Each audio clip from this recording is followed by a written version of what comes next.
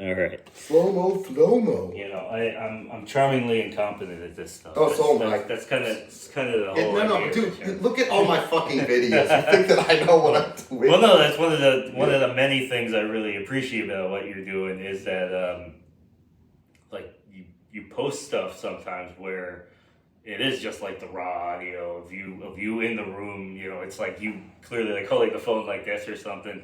It's the real shit. And we live in a day and age where the real shit is, in my opinion, deeply lacking. Let's go. Yeah. We're about to have a deep fucking conversation. Before we get going, there's something really important we have to talk about, which is that the world, I think, owes me a deep debt of gratitude for the fact that you play. If I'm not mistaken. This is very true. For the record, I will never forget seeing the Who's Tommy. I was in 7th grade. And I remember this guy behind this huge drum set. And I remember everybody was cheering for you. And I don't think anybody would. Your phone. I don't think anybody would have cheered for me for any reason at that point. You know, I was just the bottom of the barrel. And so I remember watching you play, and everyone was like adoring you, man. And I just remember thinking, like, maybe if I play drums, I'll be cool like that guy. It's so funny because, you know, at the time and for many, many years thereafter, like, I was having the exact same internal thoughts you were, basically. You know what I mean? I was not, if people were, I was not capable of seeing it or internalizing it and being appreciative. It was just all the fucking strains and insecurities and bullshit that I think we all go through. But it's just funny how the grass always looks greener. But yeah, I am so blown away by. I've heard you tell that story before, and I'm so blown away by it. It makes me extremely happy that I had some part in your creation as a player. I appreciate that. Thank you. Because you do things these days that are just like rarefied air. You know, it's just like, I don't know. I said this when I was making the video last night. I think it was a fairly good analogy. I don't know if you'd agree with it or not. I tend to think of myself when I'm at my best as like very, very nicely seasoned meat and potatoes. I think of you as like, you've gone to one of those like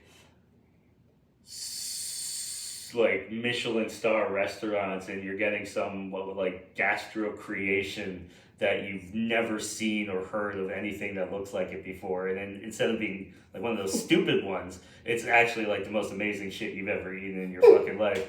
And it blows you away. I really appreciate that. That's kind of how I see it. Does that gel with you?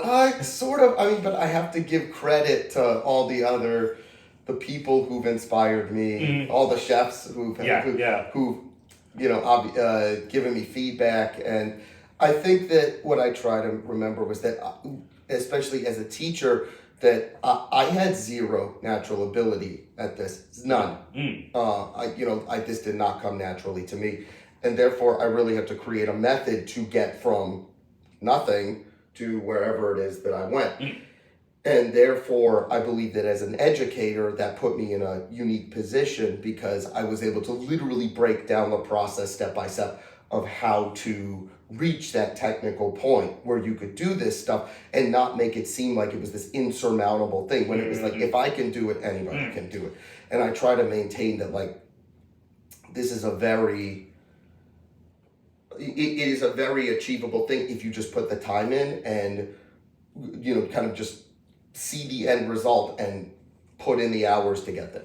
Putting in the time is something that I think a lot of people struggle with in of itself. And I think a lot of people struggle with it because it's hard to suck.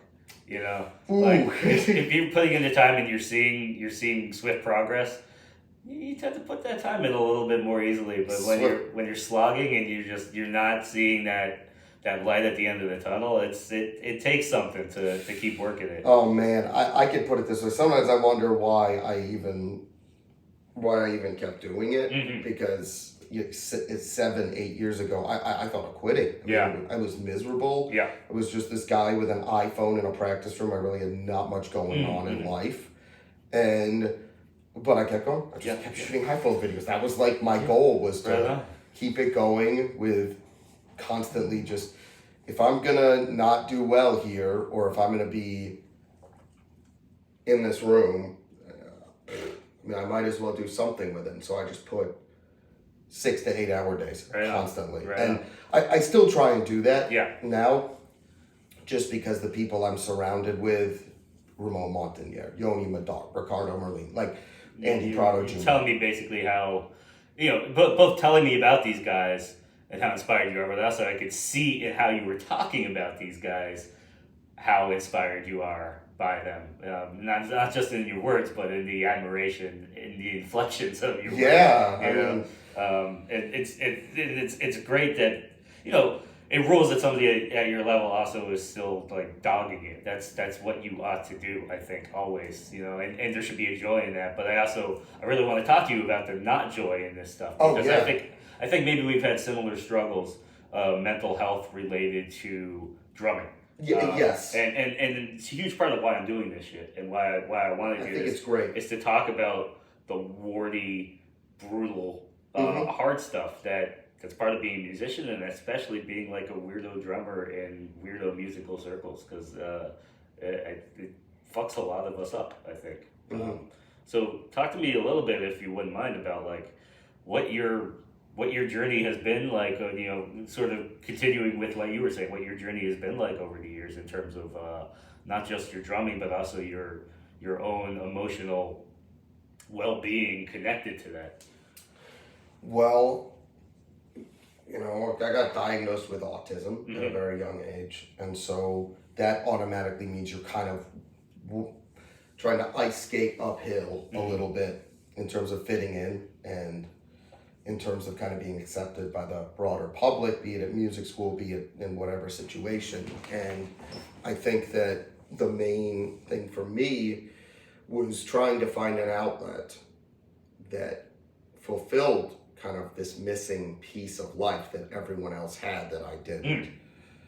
Just the ability to easily go to parties, to socialize, that's never come easily for me. That's never even really been a thing for me. Sure. And so that was a lot of the time that I put into this, was for that. Now, again, most people know that I have a bone to pick with jazz education. It's abated a little bit, but at the same time, thanks to certain people who have been wonderful, Sherry Miracle, Carl Latham, like wonderful people in the scene, John Riley, who've awesome. been very supportive and have had really wonderful things to say about the material I've done. But that being said, when I was in school, I went to NYU, and that was very hard. I remember you talking about that a little bit, in terms of talking on Facebook about just some of the nasty criticisms and sort of things that were maybe useful, constructive points, but put in ways that were completely mean to a kid, and it's just gross.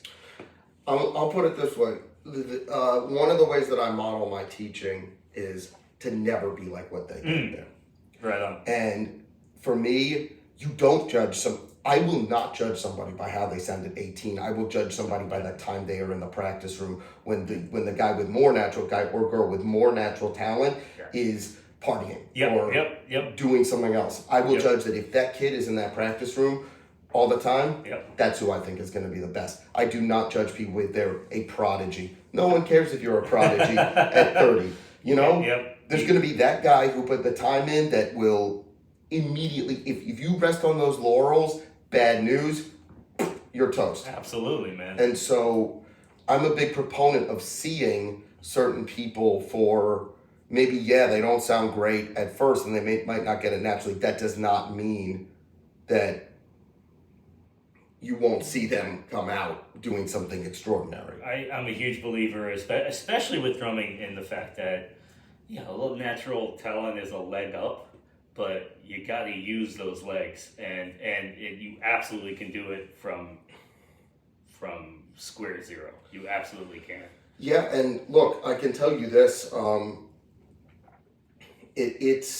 I want to, especially as of now, that it seems like I have a good reach, and it seems like that people have noticed. I want to inspire other teachers and drummers that this is something to look for, and therefore you shouldn't just dismiss people, because my first teacher didn't even want to teach me. Wow. He came out to my dad and he was just like, this kid is learning disabled and he has zero natural talent. And who fucking cares? Precisely. And so the thing is, that's not what I look for in a student. What I look for is dedication, wanting to. In fact, sometimes it's the kid who is arguably the most disadvantaged in certain ways that will use this to cope with situations that are not ideal. That was my story. And again, mine continued long into past NYU and through my 20s. Various musical situations that did not work, a lot of being fired for not being right.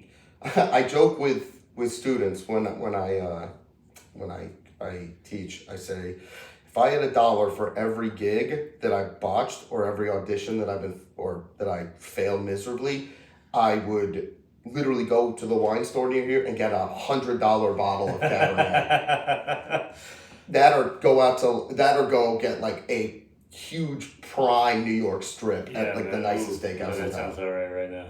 I mean, dude, I think failure is the most essential thing in the world, but it takes a goddamn toll. It really does it ever? I think we get our identities, like holistic identities, really, really dangerously wrapped up with our musical identities, and then when the musical identity starts fucking with you, your whole thing gets real dark. And so I can put it this way: when I was, in my 20s, I was watching my peers and old friends go on to do great things, big things. I was sitting in a room doing nothing, dealing with heartbreak, unrequited love, grief, just all that good stuff. Oh yeah, it was a great thing, right? But it was all of that, and I just felt like, why am I doing this? And that was. I said it was a substantial part of writing the first book, because what I decided to do was, during that period, I wanted to finish the Marco Miniman book, the Thomas Lang book, and the Virgil Venati book. That's a lot of heavy literature. Yeah, so I spent 7 years working on those, and I finished all 3, and I suffered 2 nervous breakdowns while doing it, because what you have to do to finish all those books is just, you're rewiring everything you know in your brain to get some of the material together. And it's brutal. It is absolutely soul-sucking. I barely finished the second one. One doesn't have to have complete mastery of that material. You didn't have to do that to yourself, but I'm very glad you did. I appreciate that. So the idea was that I wanted to at least get those, because it's like, well, if I'm going to have nothing in my life, I might as well have this to show for it. And then one day, and I was reminded of something like 11 years ago, thanks Facebook, I decided to shoot an iPhone video in my practice room. And the rest is history. That's amazing, man. And I still tell people, I am still just a guy with an iPhone. Yeah. Just shooting videos. And that's all I am. One thing I really treasure about what you're still doing when you're at a pretty different level these days than 11 years ago, there's still that guerrilla mentality in terms of showing the real shit. Look, I'm a firm believer that, and I go by this quote, if you sound good while you're practicing, you're not practicing. Absolutely. So what I believe is showing people, maybe I don't sound great playing something, but that's because I've come up with it and I've been working on it, and that's real practice to me. Creating something new, challenging myself, and then putting up evidence, practice journal that I've been working on it. But man, I've been doing video stuff for about 2 seconds now, Mm-hmm. and my intention is to show the warts, right? Yeah. But it's fucking hard. It's really, you know, I have even greater appreciation now because like when I know I'm about to post something on the internet for even like 20 people to look at, where I know I didn't sound particularly good, and it's the point. I want to show this stuff where I'm not sounding good. It still makes me wince to press that button. Look, I totally get it, and again, I know people. It feels like what people what kind of was the viral hit as of late, and at least according to a lot of people, was that Delacruz piece in the feet, and with Ramon doing it. Yeah, that seems to have kind of been like.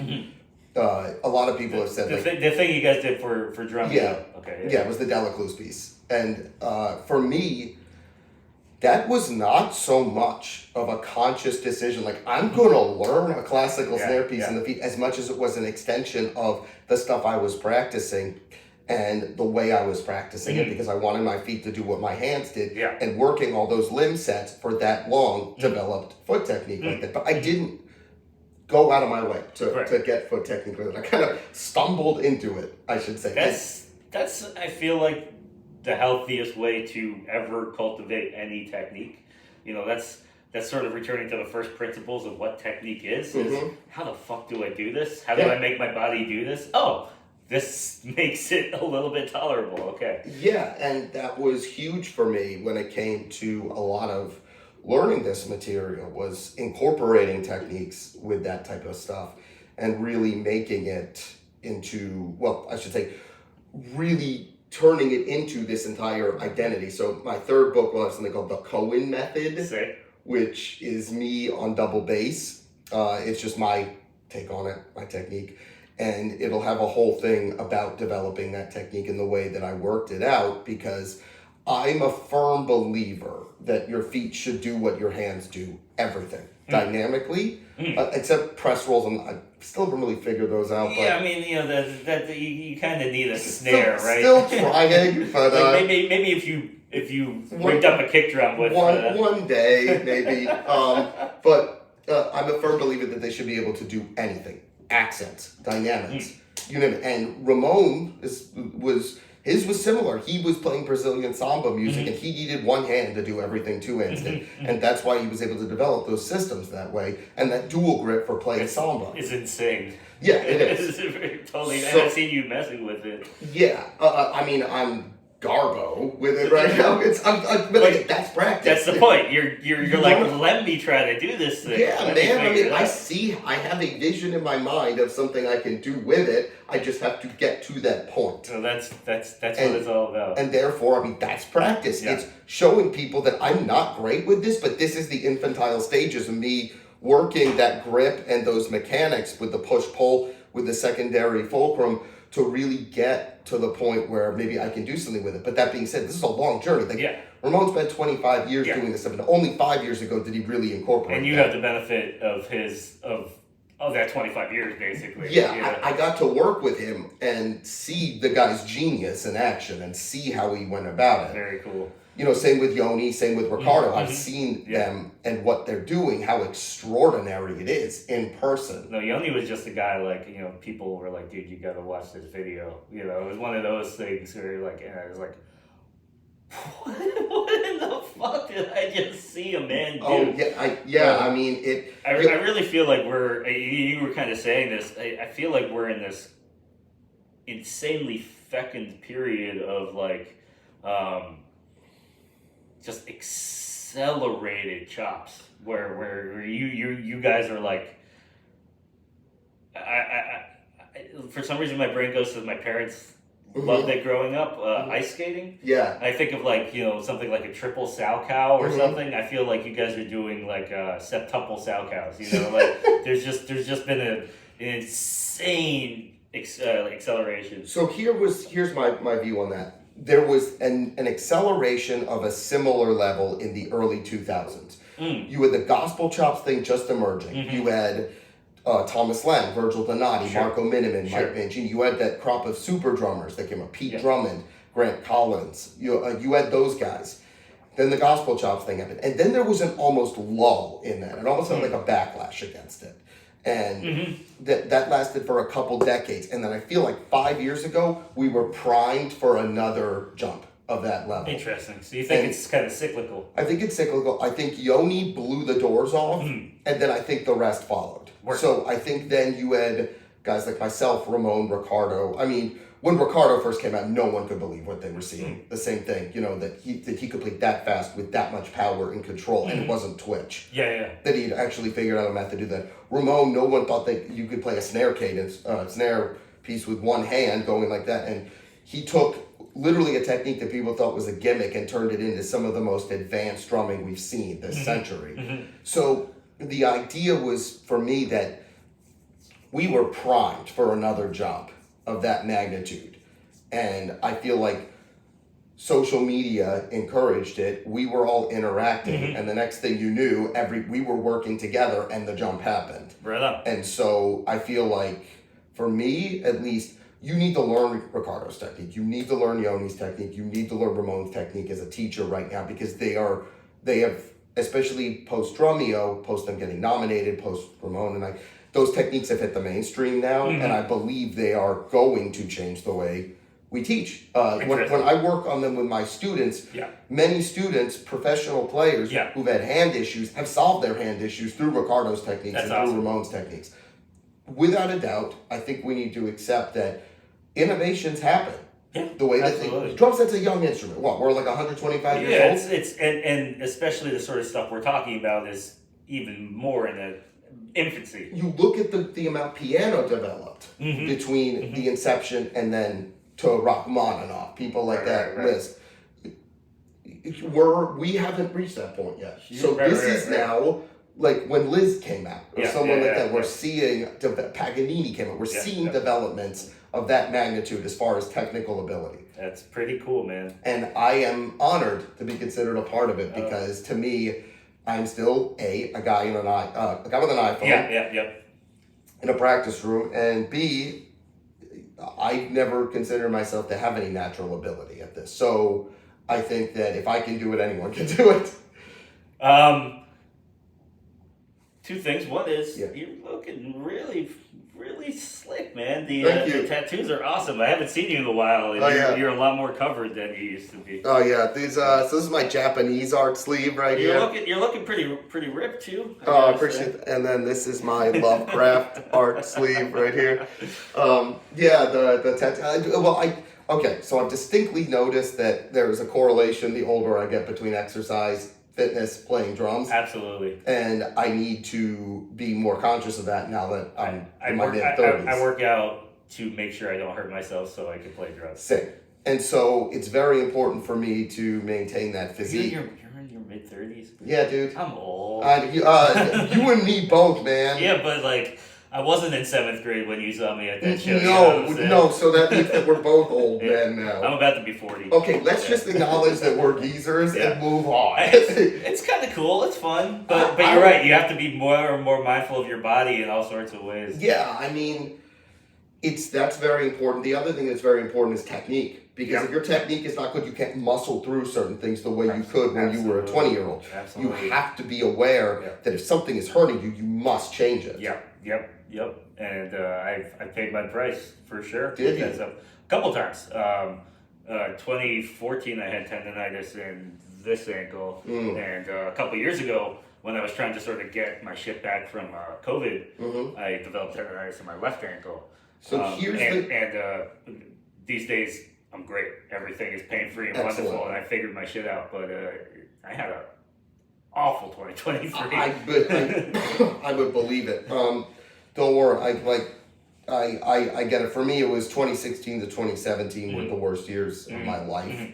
So I'm just like, well, if it gets better than that, I mean, can't be. It gets. Hopefully, it goes a little bit up. It does. It really does, man. Yeah. So I mean, for me, a big part of it, yes, fitness. It was a big part of it, but maintaining proper technique, proper form, and really studying the techniques of Ricardo, Ramon, and Yoni, because what they do is so ergonomically efficient. If you look at what they're doing, if you had to reduce it unfairly, I know this is deeply uncool of me, but if you had to reduce it to like a sentence, how would you define what this technique is?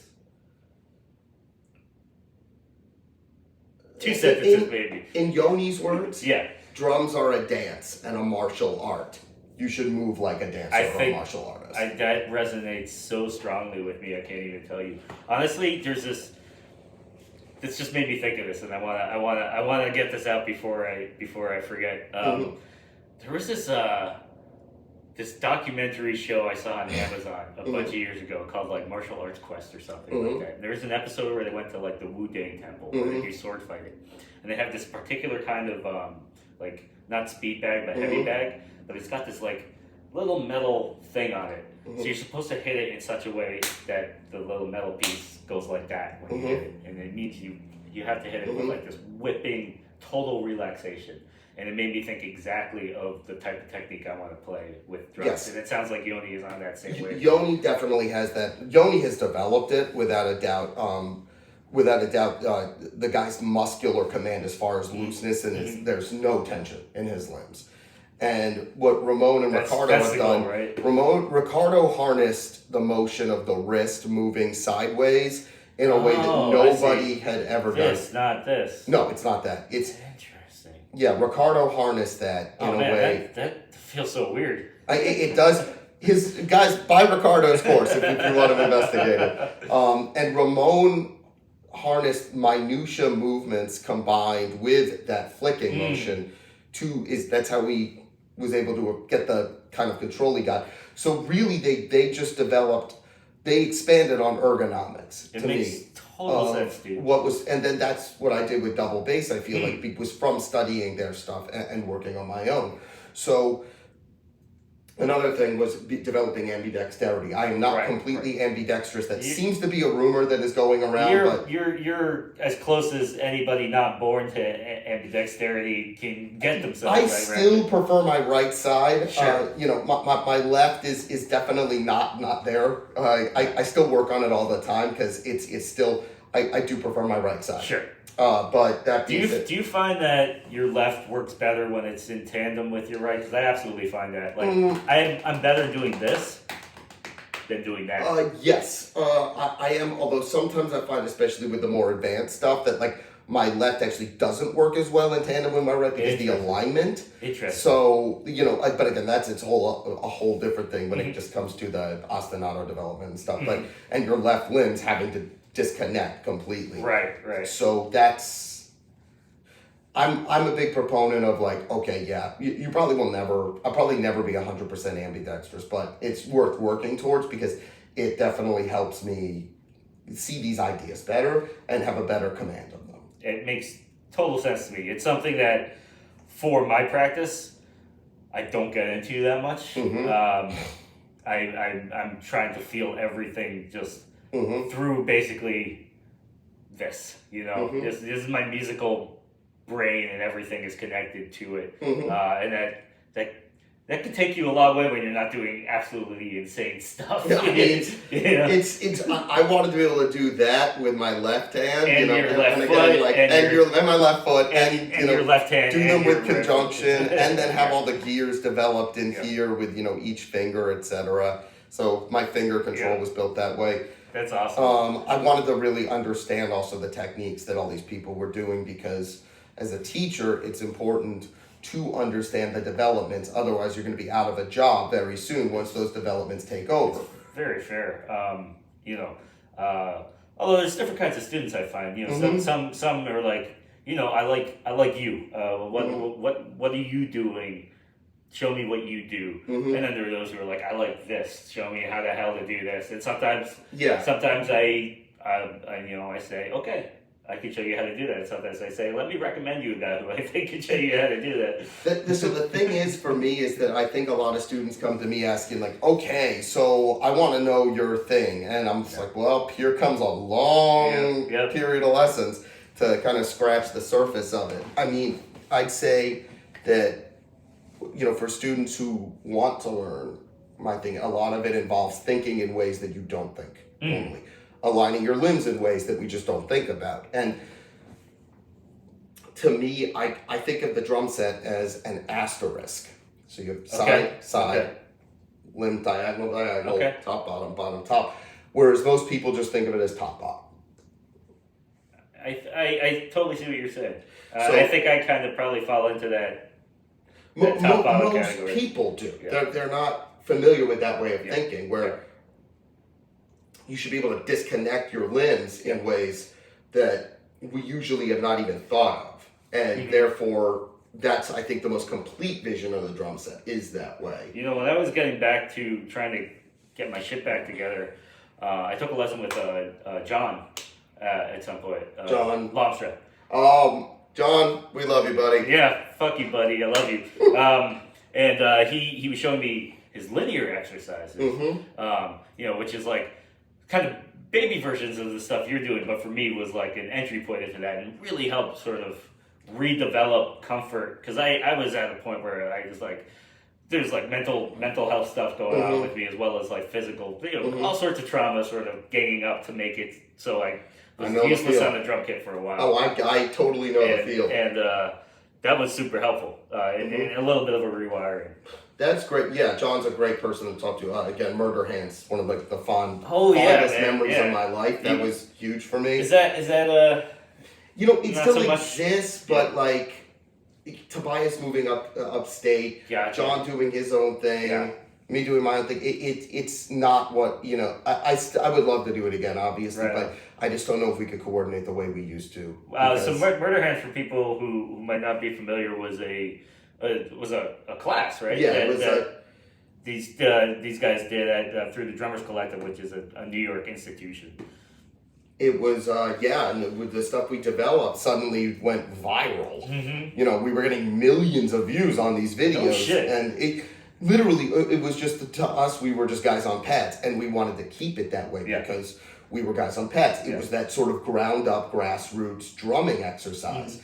And to me, that was one of the best ways to develop my limbs was Murder Hands, Murder Feet, that type of stuff. And so John was really central in developing those because, I mean, again, his hands are amazing. His endurance is incredible. And literally it just ended up being an hour of just like grinding your hands into the He's got such good practical advice about it. I mean, you know, I'm going to be doing this with him at some point when he has he's given the okay, it's just a matter of finding the time. But you know, the stuff he talks about where like you're doing this and you start to clump, and he's like, you go with the clump. You play your hands together. You learn a lot in terms of splitting it back up. He was really good with the unison stuff when we were doing Murder Hands. Unisons were huge. That was a big part of our curriculum. Something I grew up doing that I'm a huge believer in is unisons. Yeah, I think. But a lot of people didn't do that with their feet, and so for me, doing them with the feet and with the other limbs was huge. Dude, doing unisons with your feet feels so incredibly awkward. I can't even tell you. I mean, even playing slow together on a kick. That is why I like practicing on the pads a lot, because it keeps you real honest when it comes to the unison. Yeah, so, no flammy business? None. And the first time I tried it on there, I'm like, no, it's not possible my limbs sound this bad. Oh yeah, they did. It's one of those like reckoning moments for me, basically. It's like recording myself for some of the new exercises I've done. I'll listen back like, yeah, that's bad. Yeah. That sounds terrible. That's the process. Yeah, man. Yeah. I mean, that's, you know, half of the development was making sure that writing books was very important to me because a lot of the time that spurred me to create something new and then expand on that. Right on.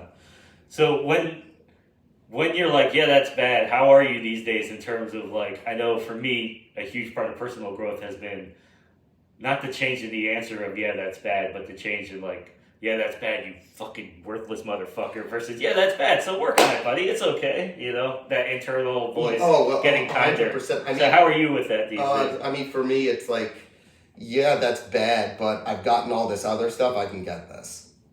Beautiful. So it's very much that, man. That's wonderful. That's very much that voice of like, well, I've gotten this far, let's keep going. No, but that's it, man. And it was also kind of the feeling of validation now for a lot of this stuff, which I didn't have really before. So now it feels much more like, I mean, hearing, you know, Virgil's my all-time hero, and hearing his words about that and just him being like, this is groundbreaking. Oh, man. You know, that. How cool is that? How cool is that? Let's go. Yeah, That's amazing. It was amazing. It was just, he was kind, he was respect, he was everything I wanted my hero. And you literally just won the Louis Belson Award. Yeah, is it a Drumeo? Yeah, that's like that's like the drummer Grammys, as JP Boudet called them. I mean, listen, there's nobody doing more or better content in the drum world than Drumeo. Yeah. I mean, those guys are amazing. Yeah. And Jared, Brandon, Kyle, we love you guys. Can't say a bad word about the experience of filming that. Awesome. They were awesome. That's so cool, man. Such a great experience. It seems like you were having a blast from checking out your absolutely. And again, Ramon doing his thing. I mean, I knew Ramon stuff would just go viral. Like, the fact is, it's so unreal when you see it. Yeah, like, even people who don't know drums probably know that that's not the way things usually look or work.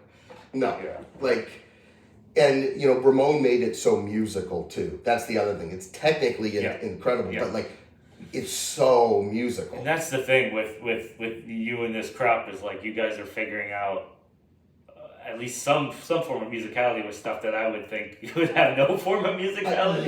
Exactly. And my goal this year is to be able to play piano phases on drums. The Steve Wright piece, be able to do that, splitting the sides up. So that is my goal this year. Derek Roddy really liked that one. I showed it to him in NAMM. He's like, okay, man, that is sick. That man's a personal hero for sure. And I loved the Drumeo thing he did a few years back. Derek, we love you, buddy. The way he talked about his technique, and the differences between his right leg and his left leg, and just kind of being like, I don't really care. Well, Derek's technique, I love that. That speaks to me. Yeah, his technique, he always said, was about sound. Yeah. That was, and he still maintains that to this day. Even at NAMM, when we're on the concrete floor, he's still talking about that. Putting the finger there, doing. Yeah, man. And that was really cool to see. So, I'm not anti-trigger in any way, shape, or form, but it sounds like the way you're talking about stuff, much like maybe myself, you think it probably is a wise idea to not always have those guys on so that you're actually getting some true dynamic. Exactly. Nailed it. Without triggers, you can't produce dynamics, and you can't produce certain clarity and intricacy in phrases. Therefore, I'm not a big fan of them. Yeah.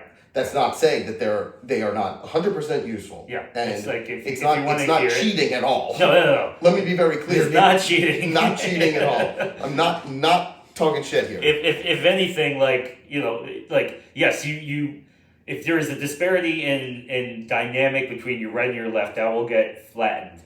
But if there's any clumpiness between your right and your left, that will get enhanced to the nines. So it's almost anti-cheating in some way. Yes, it is.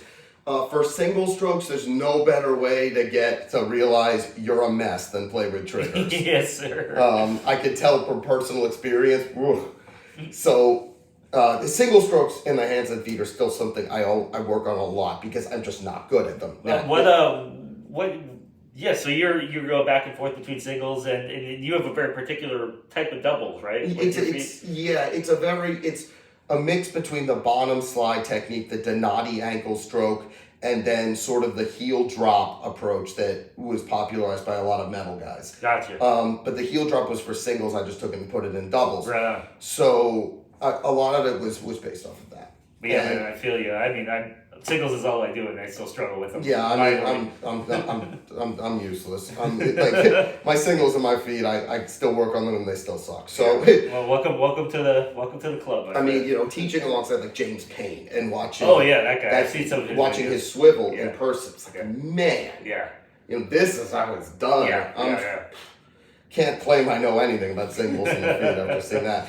But I work. There's certain I know what my weakness is, right, and that's an important thing to understand. So you work on them. And I think one of the wonderful things about getting to a better place mentally is that you get excited to tackle your weaknesses instead of being afraid to kind of open that door and shed, and like be like, oh God, I suck. Why do I suck? I was never afraid to tackle them because I'm like, well, I suck at every other facet. Might as well suck at this one too. Oh, for me it was the opposite. It was like everything else is terrible, and I'm terrible at this too. Like what? No, I mean, I need a win somewhere. No, I'm like, well, you know what? My win would be getting this down. And I think that for me, one of the biggest parts of really playing this stuff musically was getting that stuff together in the sense of just like train wrecking it until the point that it actually could sound like a groove. Right. Actually create some sort of semblance of a feeling and not just exercises. Yeah. That's the hardest part because you have to get it technically, you have to get it independence-wise, and then you have to put it together and make it sound like something. Yeah, and then there's not a whole hell of a lot of music in the world that like it's going to latch up to, Yeah, and you have to really kind of figure out ways to make it sound like you can play percussion effects with it. You can do. Right. It has its worth. Yeah. And a lot of the pros that I've taught suddenly see a lot of that when they work on it. Yeah. That this stuff does have its worth. It'll make you better. Yeah. No, that's awesome, man. But the other thing, and this is another thing, there are people I know who seemingly got high, in the words of Biggie, got high on their own supply. Yeah. And did not keep pushing themselves, it feels like. And the minute you do that, you wake up one day and you are C tier next to the next crop. So it's fair. I will never say to myself, oh, I've got this. I'm just the greatest thing. It doesn't exist. Because plain and simply, the minute you start... You're dead. You start saying that, or the minute you start listening to someone saying, oh, you're so good, that's the minute suddenly you would look at your social media feed and some 12-year-old kid is on there doing your stuff better than you ever will. I don't know, man. I think either you're the sort of person who's capable of believing you're the best, or you're the sort of person who's not capable of believing that no matter what. I will never believe that. I'm proud to fall into the latter category. Yeah, same here.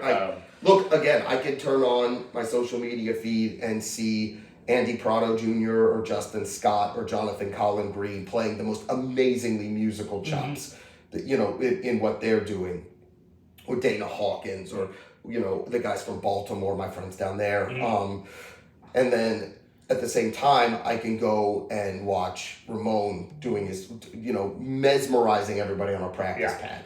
Or I can see, Yoni's stuff or Ricardo's stuff, and I can't do any of that. Yeah. So if I can't do that, then there's always something you're not good at. And you should take that and say, I need to be learning from this constantly. Absolutely, man. And I think that that's a really good way of doesn't matter how great people are saying you are. The minute you start believing, oh, I'm so awesome, so and so said how great I am, that is the minute suddenly you're going to see the world has passed you by, and sure enough, you are outdated by this next crop. I can't help but agree. I think we have very different ambitions in terms of what we want to do drumming wise and stuff. Although I think we share a lot of base philosophy. I think there's a bridging, but that principle is sacrosanct no matter what. You always work. You fucking work it. And, I think, yes, this is an art form,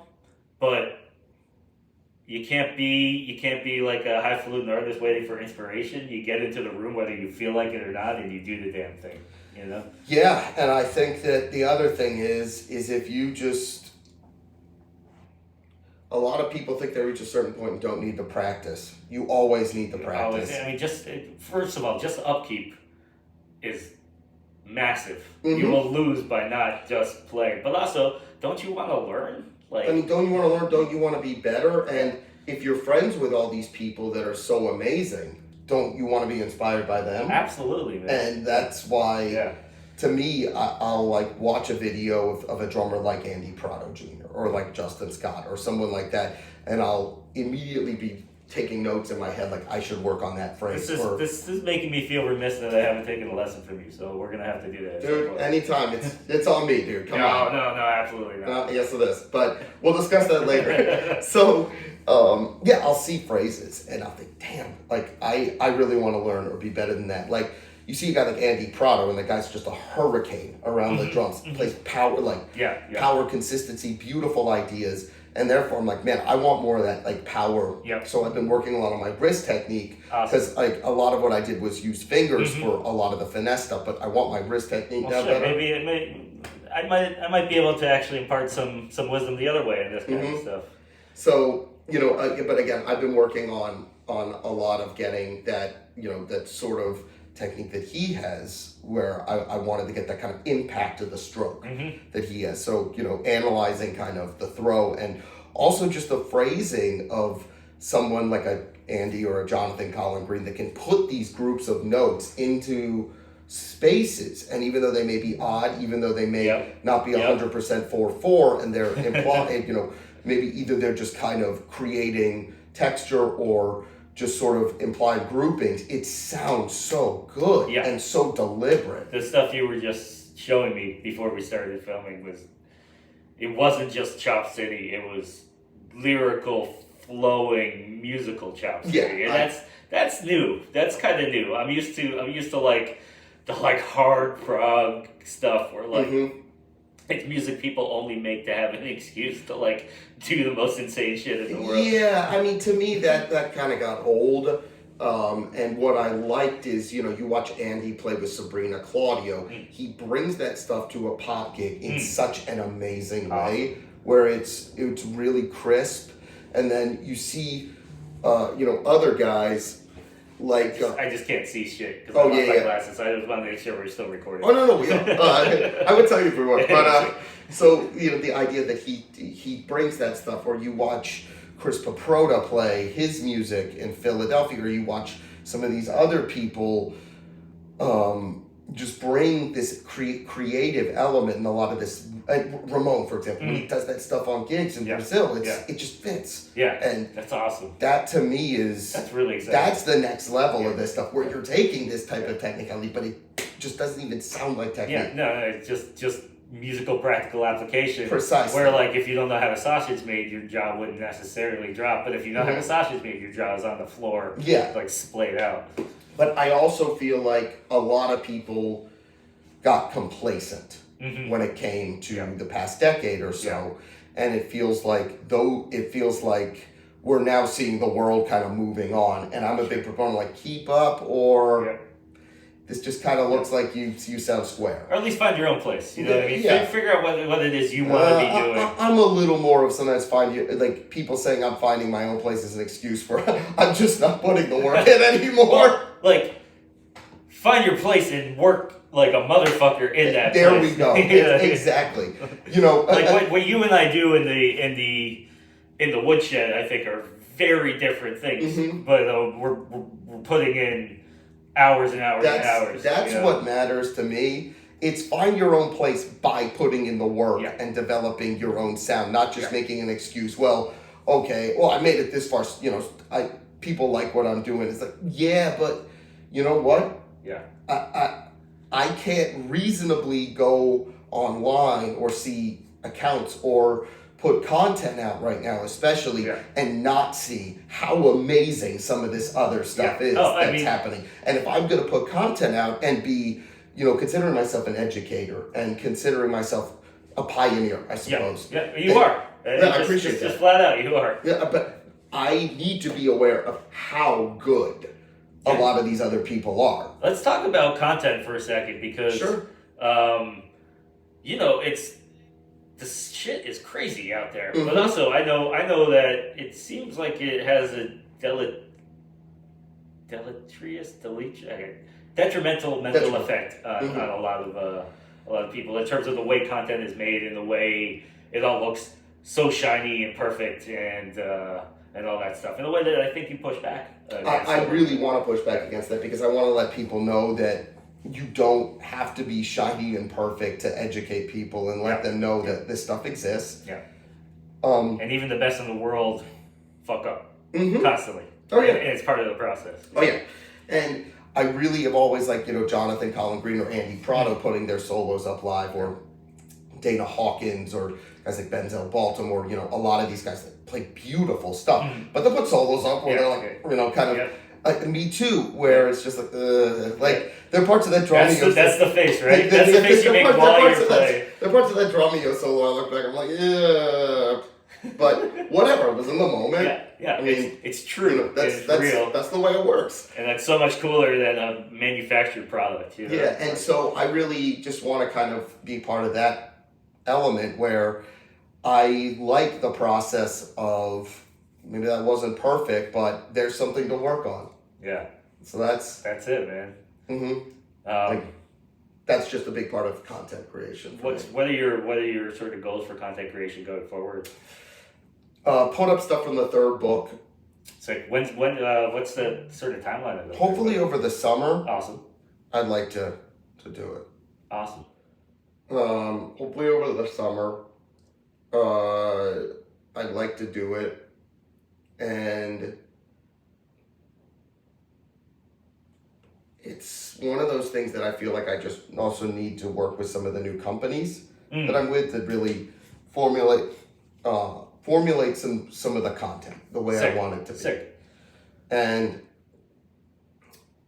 that's going to be a big part, I feel, of it, especially developing piano phases or stuff like that. Yeah. I want it to be musical and show people what you can do with this stuff. Like playing an organ piece on drums that are writing, using that foot technique. So cool. Yeah, I mean, I think we've relatively unexplored the possibilities here, and I think that there's so much that can be done that I really want to push more in that direction, but also push myself that way. Yeah. It's a really good way of thinking, okay, I haven't thought of this, I haven't thought of this, I haven't thought of this. What if I could play much longer figures with much more dynamic coordination against each other and stuff like that, where I feel like it could be further than it is, and that's part of what I'm working on now in a second. Do you absolutely find that content creation, whether it be in the form of book or videos or whatever, really helps to push you forward? Yes, 100%. I think I'm finding that even in my infancy with this stuff. Yeah, it's really one of the best things I can recommend is just put it out there. Yeah. If you get trolls, who cares? They're always clowns. Yeah, I mean, you know. Who cares? Delete the comments.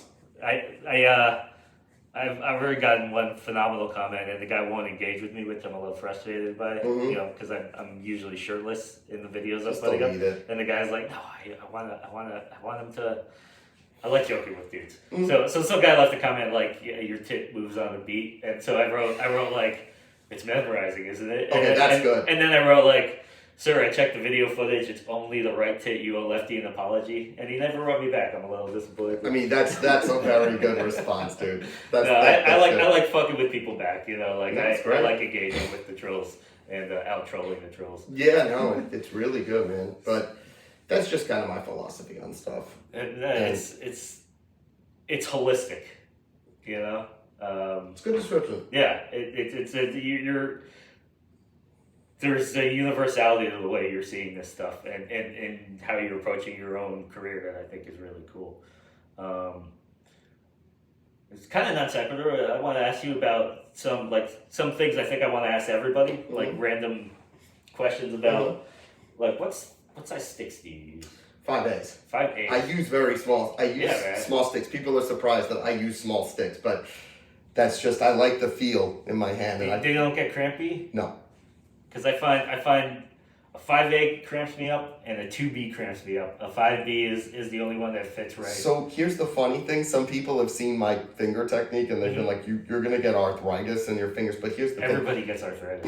But here's the funny thing. Because I spent all this time as a kid. I was, this autism, kids rocking back and forth doing this. Gotcha. So I have this like abnormal amount of strength and dexterity in here. Gotcha. So it's just like I can play, in that motion and it doesn't do anything to me because I've just got this stuff built up from doing this. That's fascinating, man. I figured that out. Actually, non sequitur from the non sequitur. You're super open about autism and your experiences.